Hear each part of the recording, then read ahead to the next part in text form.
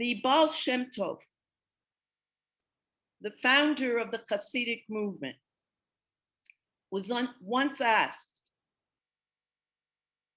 why is it that Hasidim burst into song and dance at the slightest provocation?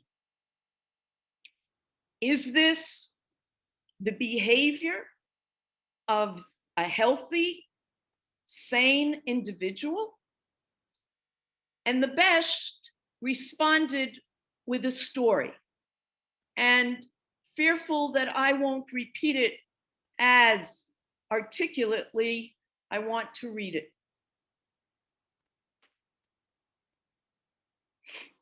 And the best tells this story. Once, a musician came to town, a musician of great but unknown talent. He stood on a street corner and began to play. Those who stopped to listen could not tear themselves away. And soon, a large crowd stood enthralled by the glorious music whose equal they had never heard. Before long, they were moving to its rhythm, and the entire street was transformed into a dancing mass of humanity. A deaf man walking by wondered, has the world gone mad? Why are the townspeople jumping up and down, waving their arms and turning in circles in the middle of the street? Hasidim, concluded the Baal Shem Tov, are moved by the melody that issues forth from every creature in God's creation. If this makes them appear mad to those with less sensitive ears, should they therefore cease to dance?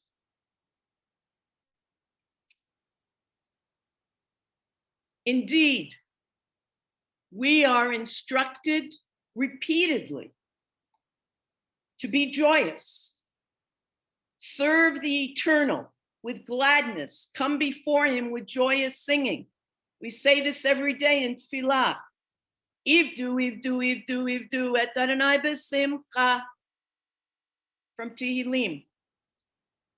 And then in Dvarim, in the middle of blessings and curses, look what Bnei Israel are told. Look carefully.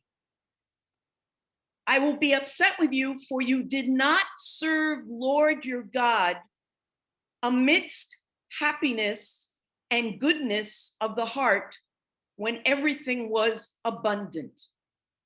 What message is Moshe giving the Israelites in that pasuk? What message? Remember, you unmute yourself if and when you need to say something, would like to say something. What is the message there? You have to be grateful and joyous when you have what you have. It's a way of showing gratitude. Exactly. He is not just saying, I want you to say thank you, but I want you to do it b'simcha. And at our next session, we will be talking more about joy as opposed to happiness. And then we know this, mitzvah gedola liot b'simcha tamid.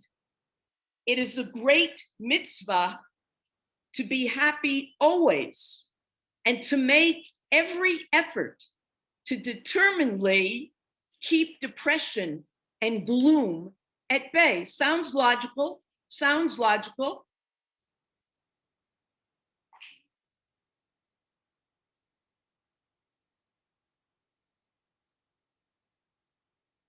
Joy lives not in thoughts of tomorrow, but in the grateful acceptance and celebration of today. We are here, we are alive, we are among others who share our sense of jubilation. You can almost hear the thousands saying that. We are living in God's land, enjoying his blessing, eating the produce of his earth, watered by his rain, brought to fruition under his sun, breathing the air he breathed into us, living the life he renews in us each day. And yes, we do not know what tomorrow may bring. And yes, we are surrounded by enemies. And yes, it was never the safe or easy option to be a Jew. But when we focus on the moment, allowing ourselves to dance, sing, and give thanks, when we do things for their own sake, not for any other reward, when we let go of our separateness and become a voice in the holy city's choir, then there is joy. Jonathan Sachs, Renewal, Bracha, points out that Kierkegaard once wrote, "It takes moral courage to grieve. It takes religious courage to rejoice." It is one of the most poignant facts about Judaism and the Jewish people that our history has been shot through with tragedy, yet Jews never lost the capacity to rejoice, to celebrate in the heart of darkness. But we know that we can't always be joyous. Let's return to Friday morning. I wake up, I hear the news, and then I have to be mature. Why? Because weeks ago, we planned a trip up to the Galil for this past Shabbat near Tiberias in honor of my brother-in-law Tzvika's birthday. And Bachi and I went, my sister's family. My brother-in-law has a daughter with 2 little children. And we went to this tzimmer. And I had to tell myself, a tragedy, but for the 6-year-old and the 9-year-old, and hell, for all of us, we need this weekend. Doesn't mean we're forgetting, but we're going to have to rise to the occasion because it's something that we've been looking forward to. And I'll tell you, I had another thought. Becomes clearer and clearer the older we get that everybody's got their moment of their immediate pain in their family. And so when you have the opportunity, you make the most of it to be happy. And so we're driving, and I have to tell you, life is funny. I had noticed the Lag BaOmer musical program that you were meant to have Thursday night. And at 8 p.m. your time, I'm hopefully sleeping as it's 3 a.m. our time. But when we were in the car, I said to Bachi, it was on YouTube, I said, let's put it on. And we start hearing Rabbi Grover's words. And then we hear Tibby, the beginning, singing great songs. And then there's a break. And I swear to you, I told you already we were going up to the Galil.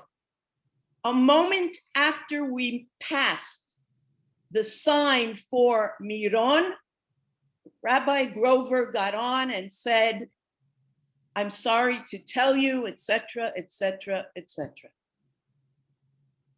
And he called for stopping the celebration, rightly so. But I couldn't believe it as we're driving and we then hear him say that. You and I know life isn't ever free of worry. It is always a roller coaster. And that's apparently what life is meant to be. Text 4. A Rabbi Naftali Reich shares this with us.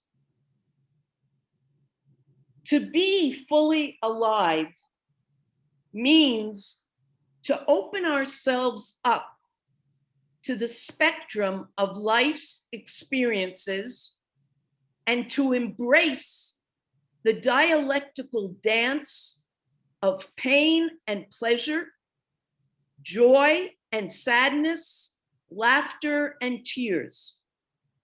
Judaism is not about being happy. It's about being shalem.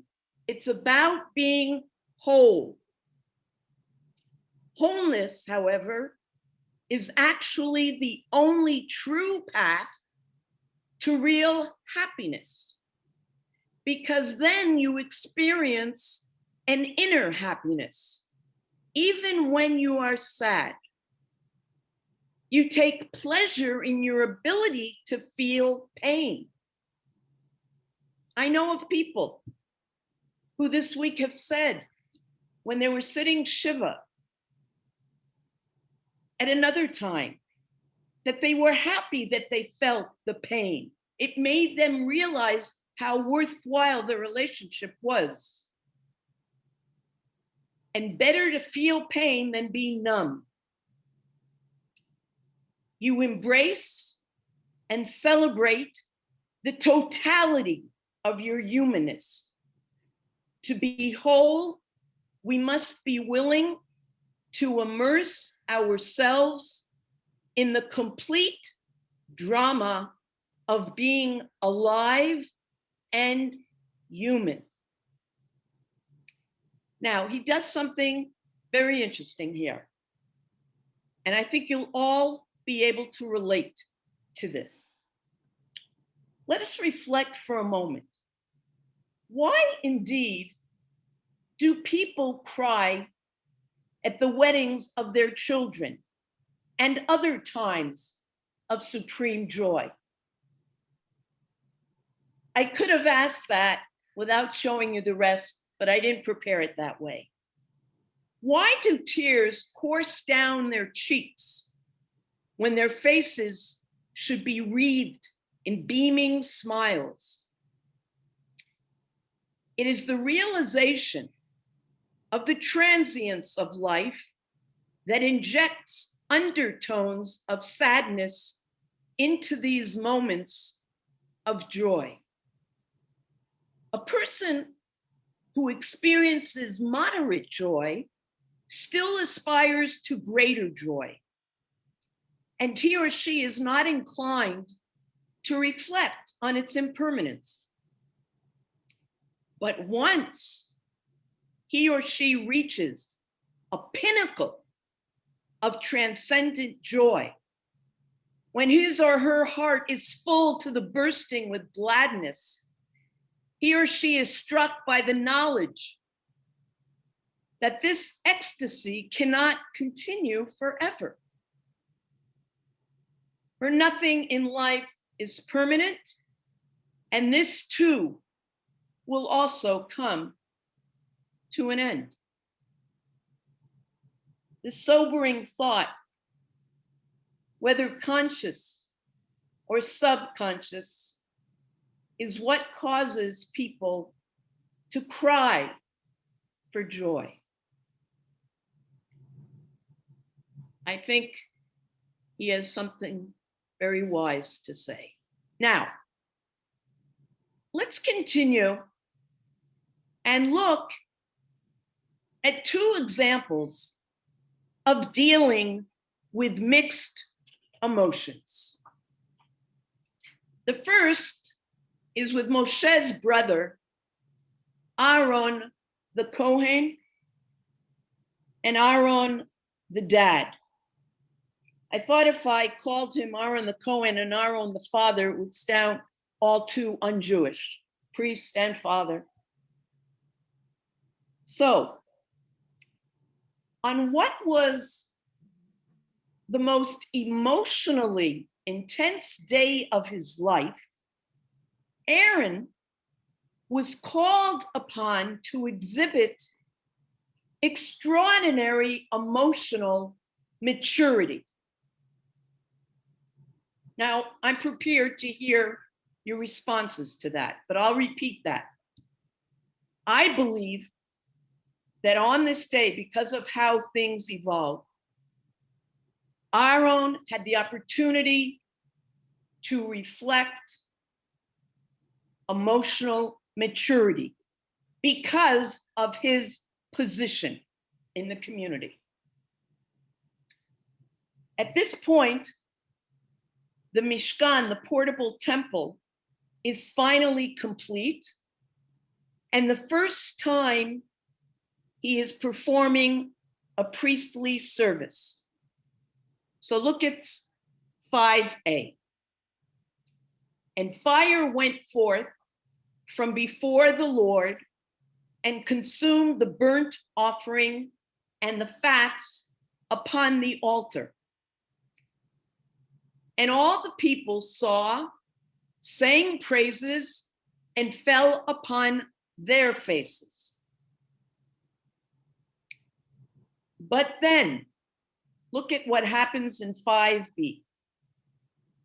Aaron's sons, Nadav and Avihu, each took his pan, put fire in them, and placed incense upon it, and they brought before the Lord foreign fire, which he had not commanded them. And fire went forth from before the Lord and consumed them, and they died before the Lord. So what has happened?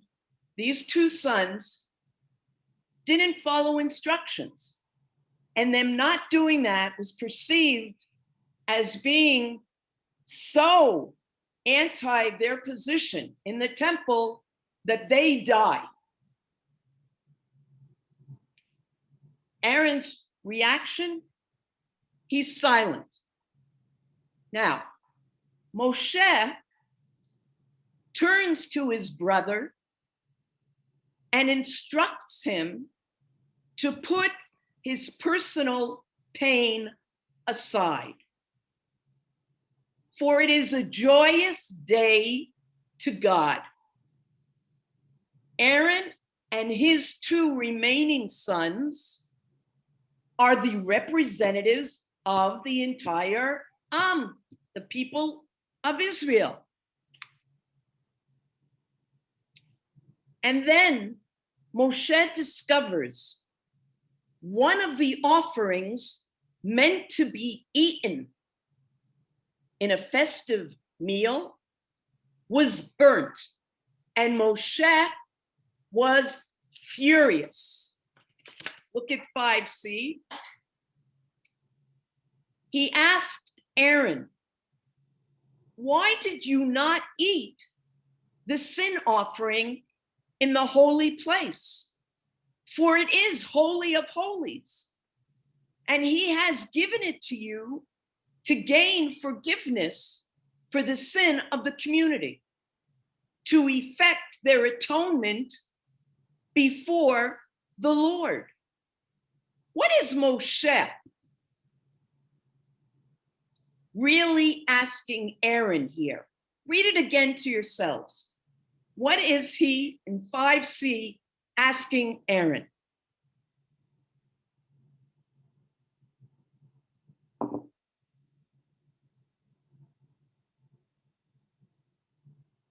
Anyone? He's telling him to keep going on with what his responsibilities are.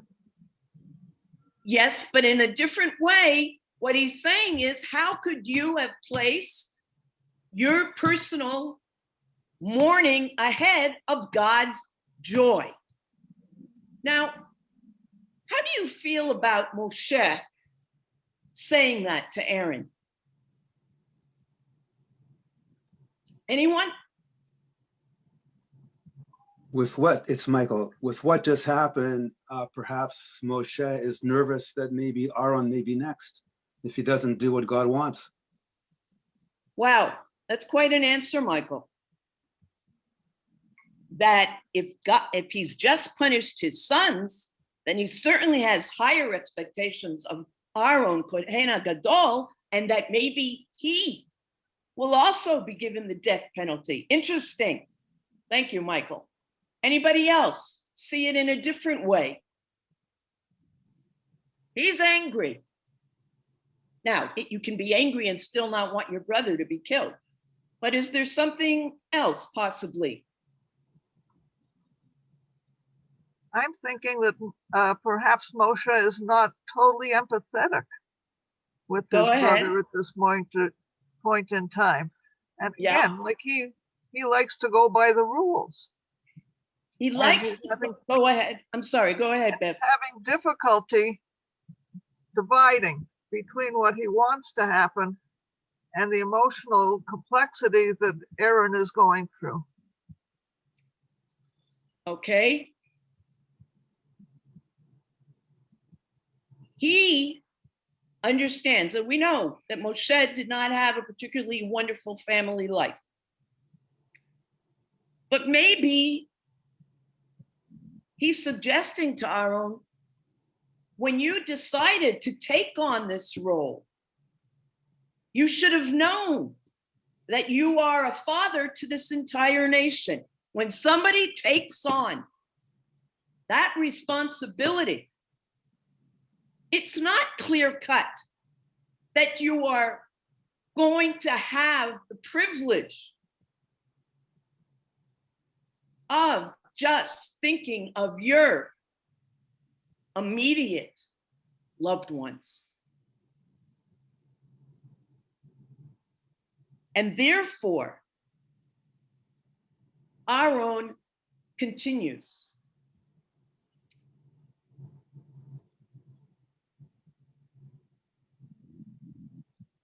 In 5D, Aaron responded,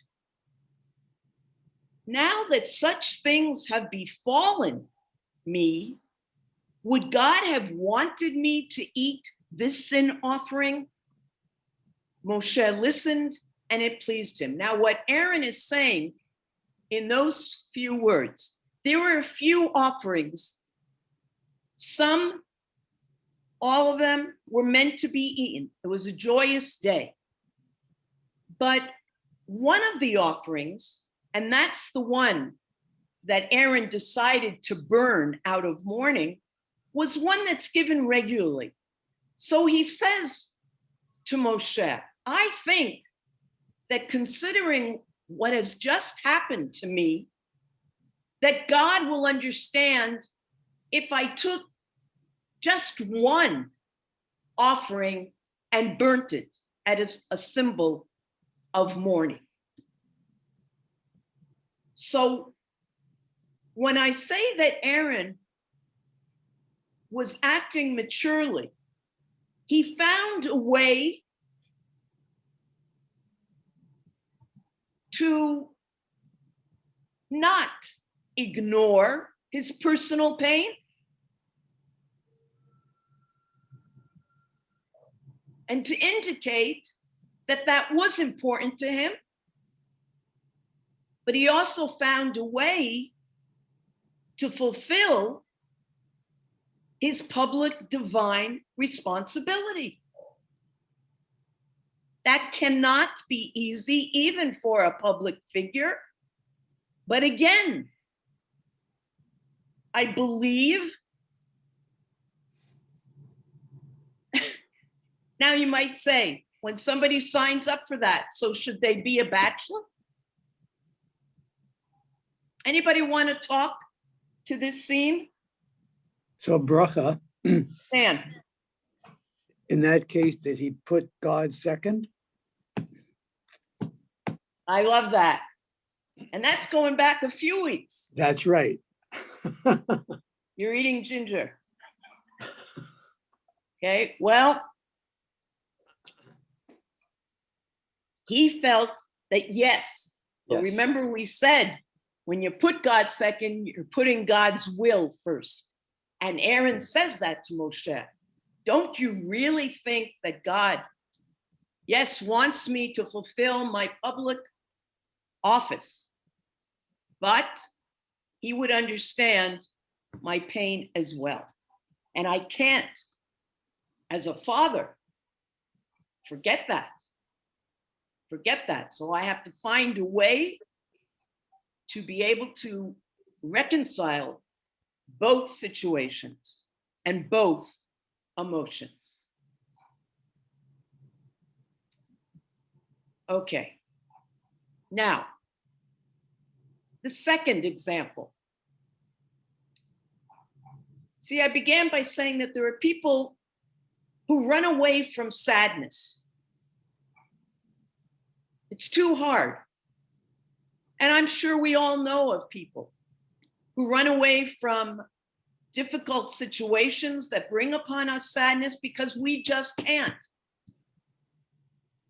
And I'm not even judging, but that's not realistic. Again, that's not what life is meant to be. On the other hand, as much as we are to allow ourselves to feel sad and to mourn in that kind of a situation, the mourning has to be limited without forgetting. Not a new message. This is taken from Masechet Baba Batra in the Talmud. When the temple was destroyed for the second time, many Jews became ascetic, committing themselves neither to eat meat nor to drink wine. Rabbi Yoshua engaged them in conversation, saying to them, "My sons, why do you not eat meat nor drink wine?" They replied, "Shall we eat meat which used to be brought as an offering on the altar, now that the altar is no more?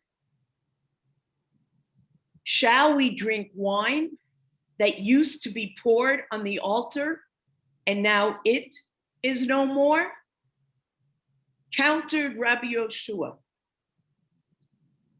"Well, if that is so, we should not really eat bread either, because the meal offerings have ceased." They said in agreement, "It is possible to subsist on fruit." Replied Rabbi Yoshua, "We should not eat fruit either, for now there is no longer an offering of first fruits." They agreed and said, "It is possible to subside on other fruits, those that are not meant to be brought as the first fruit offering." Rabbi Yoshua said, "But according to your reasoning, we should not drink water, since there is no longer any ceremony of the pouring of water. You know, on Sukkot, Simchat Beit Shoeva." To this, they could find no answer. So he said to them, "My sons, come and I will explain to you. Not to mourn at all is impossible because of the destruction which has befallen us. But to mourn excessively is also impossible. For we do not impose on the public a hardship the majority cannot endure. Now, this research is showing these days how people try to avoid sadness and facing problems. Rabbi Yoshua stated this thousands of years ago, that the public, the majority, cannot endure. Not to mourn at all is impossible because of the destruction which has befallen us. And that applies to whatever pain or destruction we face. But to mourn excessively is also impossible.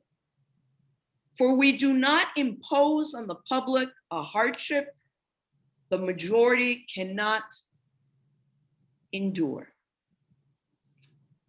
How did Yoshua move these people forward? What did he do here in this last few sentences?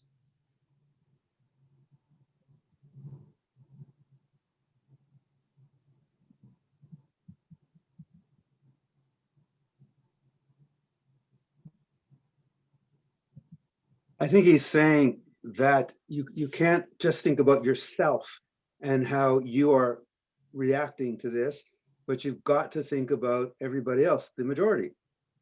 And when you think about the majority, then that gives you the strength to move on. It's not just about you. In fact, some people complain about the fact. No, I know what I'm thinking. A colleague of mine lost her mother Erev Yom Kippur and had no time to sit alone. And people said, how awful. She said, no, the fact that I was in shul the next day in Montreal, surrounded not just by people, but by a tradition that promises us that we are part of a long chain, everlasting, gave me such strength.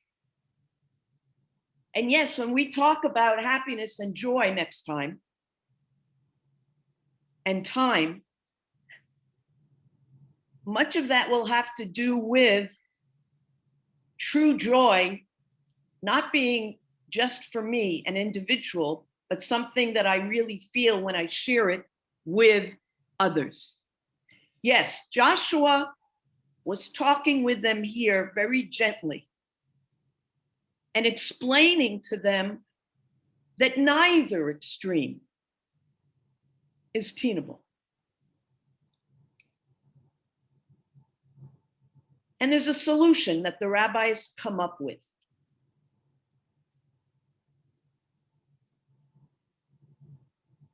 I see the word plaster and I want to say a very concrete, and perhaps some of you have seen this. A man may plaster his house, but he should leave a small space unfinished, unpainted. A man can prepare a full course banquet, but he should omit a few dishes. Another version says, in one of your dishes that you prepared, leave out an ingredient. And when a woman puts on her jewelry, she should omit an item or two. What do these three instructions try to accomplish? Very similar to breaking the glass under the chuppah.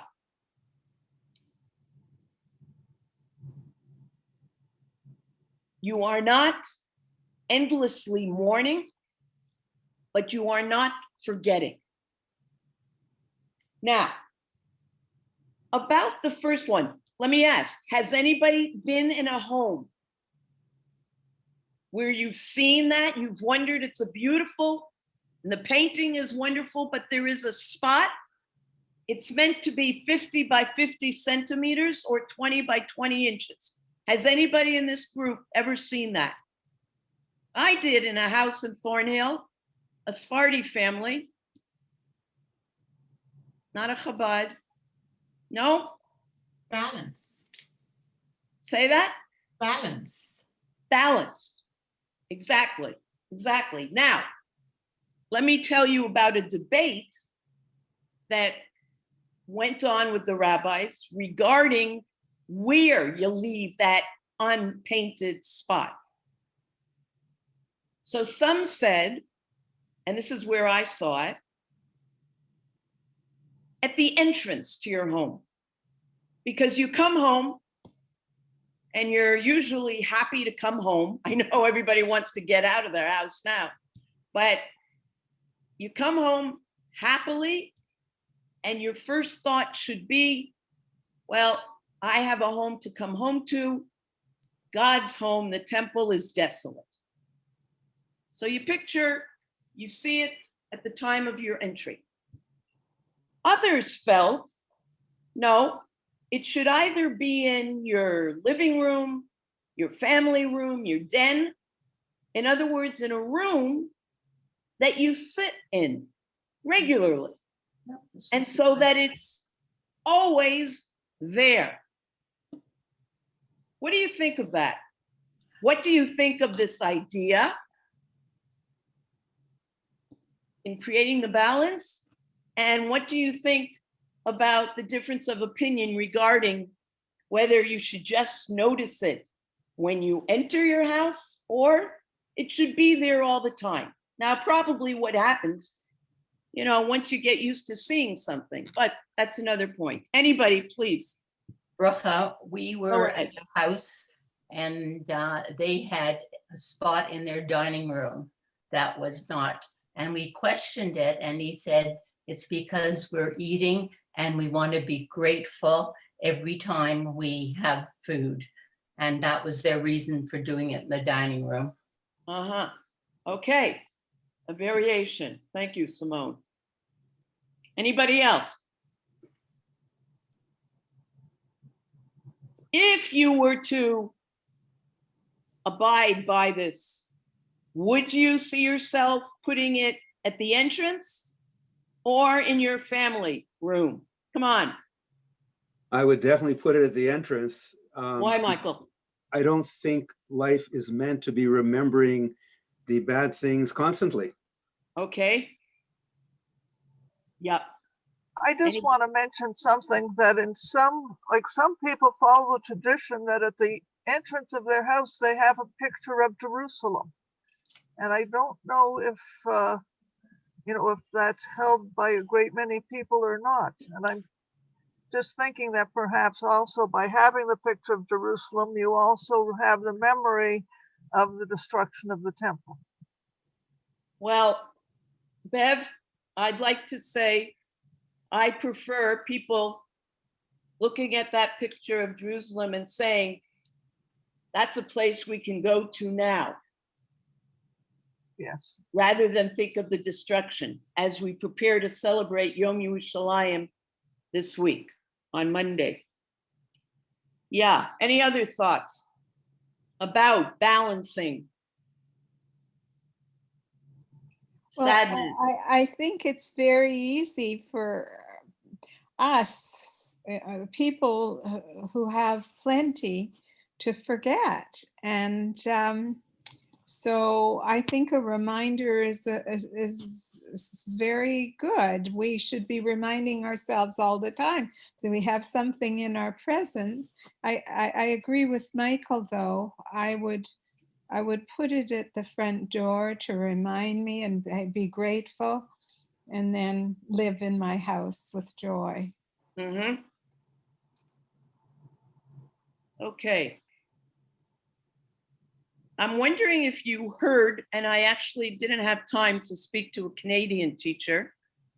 Perhaps some of you will be aware there was talk this week amongst Jewish educators in the United States regarding their plan. Would they go ahead with the Lag BaOmer celebration or not? And it varied depending on the age group, whether it was high school, middle school, elementary. And the thought was that we carry on, that the children would gain more by us celebrating, but mentioning. Now, that's always been an issue when something happens, whether it be in Canada or somewhere else in the world or in Israel, and you have to make a split decision. What do? Which takes over? And so most schools down there did decide to continue, but as I say, they certainly mentioned it. Yes, somebody wanted to say something? I was just going to ask you, isn't it in our tradition that you don't postpone a wedding? A wedding? Like if there's a tragedy, but the wedding Yes. is planned? Yeah. That's interesting. I can't speak to that, whether that happened here. I mean, Sunday was declared a national, I think it might have been, because I saw a clip. It was considered National Day of Tragedy, and all restaurants, all performances, which are now back on stage live, were canceled. And I think I saw on TV a woman who could not have her baby naming because of the lockdown, and that happened twice. And I think it was now going to happen again this past Sunday, and I think she did not have it. Weddings, I'm not sure what happened, because that is the one day between Pesach and Shavuot that weddings are allowed. Yeah. Anyway, I want you to look at this beautiful flower. If somebody were to ask, who is not at all aware of what a rose is, and you want to explain it to them, and the first thing you do is show a picture, would this be an appropriate picture to show them if you want to teach them what a rose is?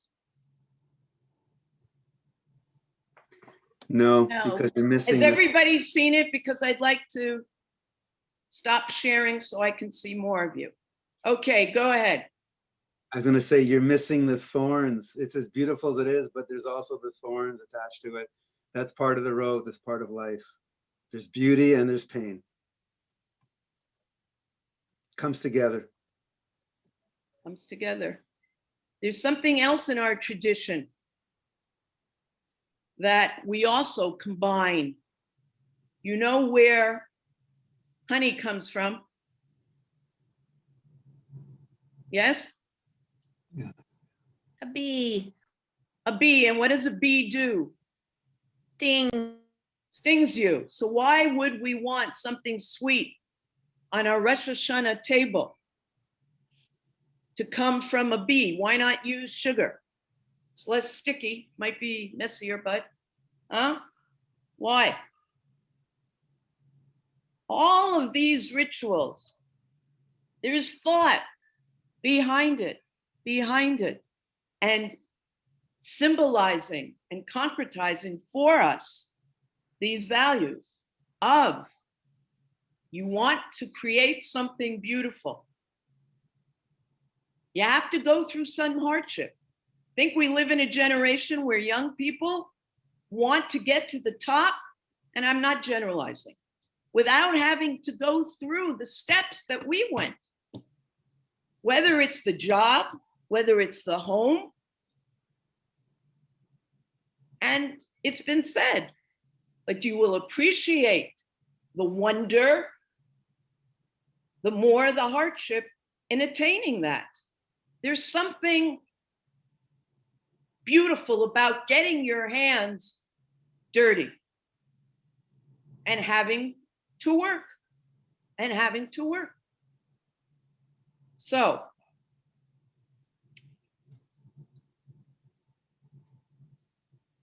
this morning I also noticed a person, not somebody I know, urging people to take on a new attitude toward jumping on people that you disagree with. So the 45 souls that died, I don't know if you've watched because it's horrific to watch, but they died literally out of suffocation, not being able to breathe. Bli nishima. Say that. Bli nishima. Unable to breathe. So this person is suggesting to us that before we judge and we try to maintain the unity that once again has come about through a tragedy,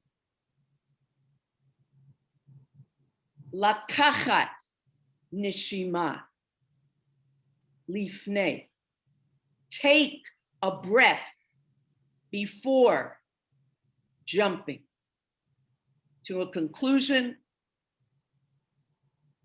to an anger.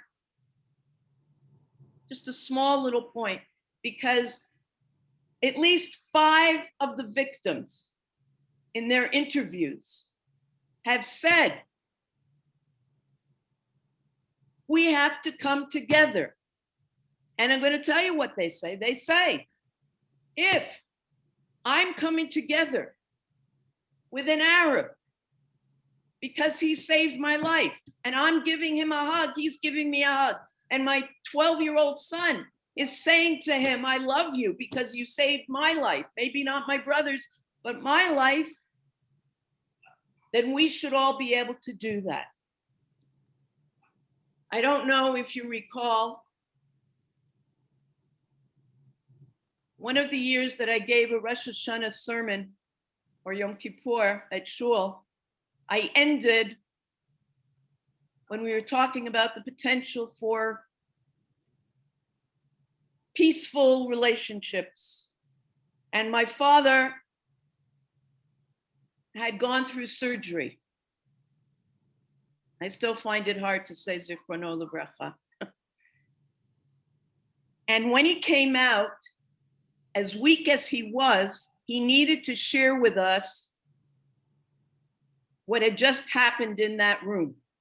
He said there were 4 men, 2 Israeli doctors. No, I'm sorry, an Israeli doctor, a Muslim doctor, and an Israeli and Muslim technician. And he said they were all so gentle. Why can't that happen outside of a hospital room? I think we have to pay attention to these and draw upon them and be inspired. And if we yet need another reminder, let's take hold of that reminder. Whatever image works for you, whether it's an unpainted 50 by 50 centimeter, whatever it is.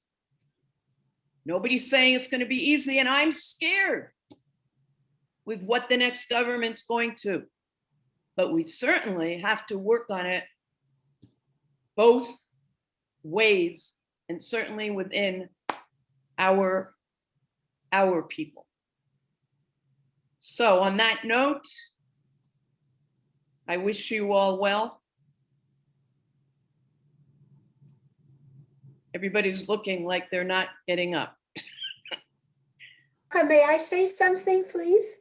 Sure. Sandy Galley, what you just said now about your father actually brought like tears to my eyes of just like the beauty and the sadness of the whole thing, because I'm thinking about what's going on in the province of Quebec, and I grew up in Montreal, and now that the doctors and the nurses and the teachers are not allowed to wear, whether it's any kind of religious identification, because they're saying that the patients won't feel comfortable or whatever reason that they're giving. And it's so diametrically opposite of what your late father said, that these people were so gentle, they were so wonderful. So it speaks wonders about the people, but also about your father, who didn't get the negative. He got the absolute positive out of seeing that they all were working to their best. And it's just that positivity that from both ends, and what your father brought to it, as opposed to what the expectation of the Quebec government is bringing to it.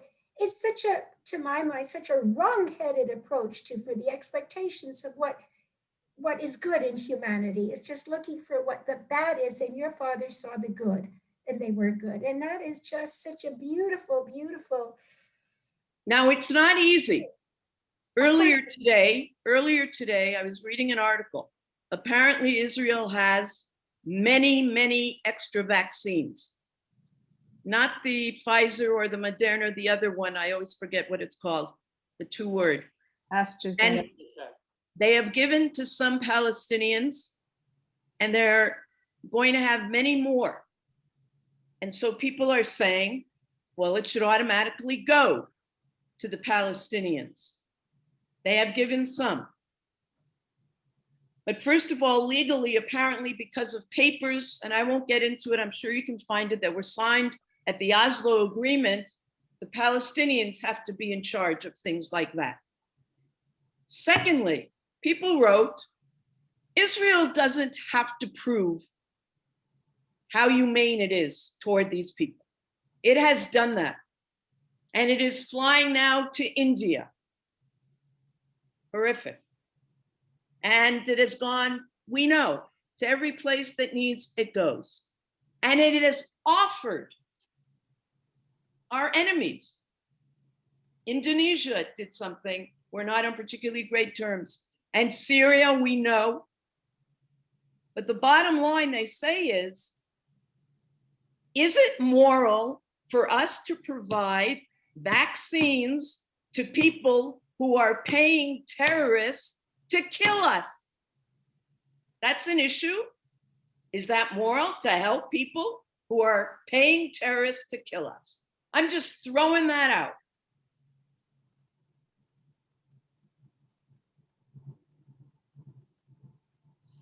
I felt like my father the way I said that right now. Anyway, but Israel gives, believe me. I see the Palestinian children who come to Adin Hospital, and my sister has to tell them at the checkpoint, yes, he has an appointment here. So, okay, anybody else? All right, people. Do you want to play Al Hadvash for Al Ha'oketz? Go ahead, Marilyn. I didn't realize you were with us. Good to see you. Are you playing it? I'm going to try. Why don't you sing it?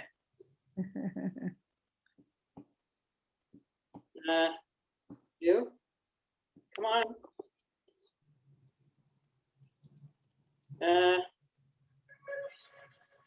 Everybody knows why Marilyn is suggesting this. The honey and the thorn. That's what life is about.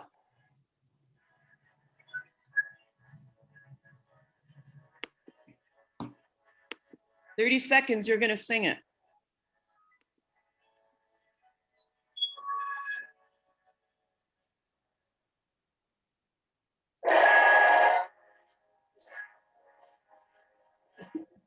the introduction. Huh? No? This is Marilyn? curriculum. You know curriculum? Yes, yes. You should get him to come to Toronto. Let me share. I can show you some. Okay. Can you hear? No? Can't hear? No? Sorry. You might not have your computer on, Your sound's not coming through, Marilyn. there's something Right. special that I you. wasn't sharing. I couldn't share, so I couldn't ask. But it's just Okay, but- Google. Everybody Google Al Hadvash Al Ha'oketz. You'll get 10 of them, 20 of them. Oh, but you're now co-host. So try it I again. made you a Share it. co-host. Try it. Doris made you co-host, Marilyn. Oh, So okay. try to share your screen. Share screen. I think I got out. Where to go? You see it? No, I think it exited out. I'm sorry. So sing it. Go ahead, you, Linda, anybody else there?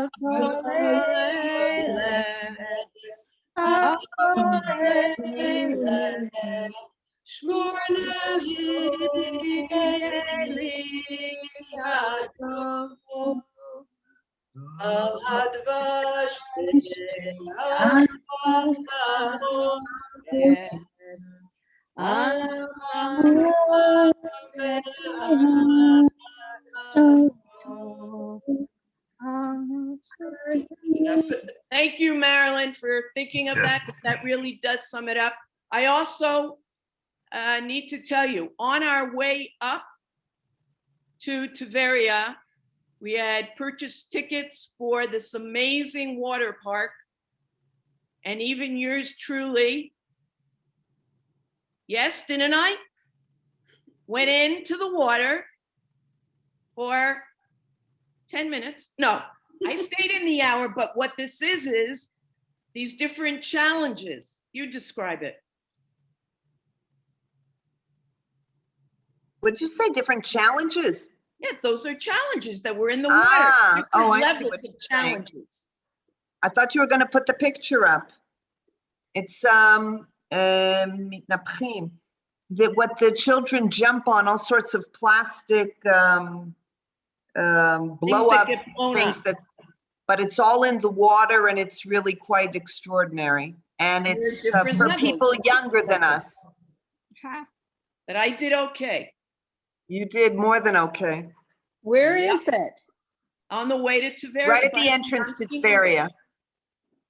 So I'm telling you that, keep that in mind when you plan on bringing your, I know a few families that are planning on bringing their children, grandchildren. Okay?